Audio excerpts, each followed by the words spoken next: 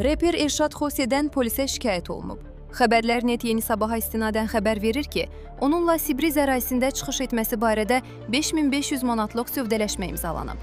Razılaşma zamanı reperə əvvəlcədən 500 manat behdə ödənilib. Lakin konsertin keçirilməsinə cəmi 4 saat qalmış, Elşad Xose əvvəlcədən razılaşdırılmış qonorarın artırılmasını tələb edib. O, əlavə ödəniş edilməyəcəyi təqdirdə səhnəyə çıxmayacağını bildirib. Məkan rəhbərliyi isə əvvəlcədən bağlanmış razılaşmanın dəyişdirilməsinin doğru olmadığını vurğulayaraq əlavə ödəniş etməkdən imtina edib. Nəticədə Elşad Xose konsertə gəlməyib və proqram baş tutmayıb. Konsertin ləğv olunmasından sonra məkana gələn müştərilərlə rəhbərlik arasında narazılıq yaranıb. Hadisənin ertəsi günü məkan sahibi Bakı şəhər Baş Polis İdarəsinə müraciət edərək şikayətçi olub. Reper ifadəsində məkanın Sibriz olduğunun ona əvvəlcədən deyilmədiyini iddia edib.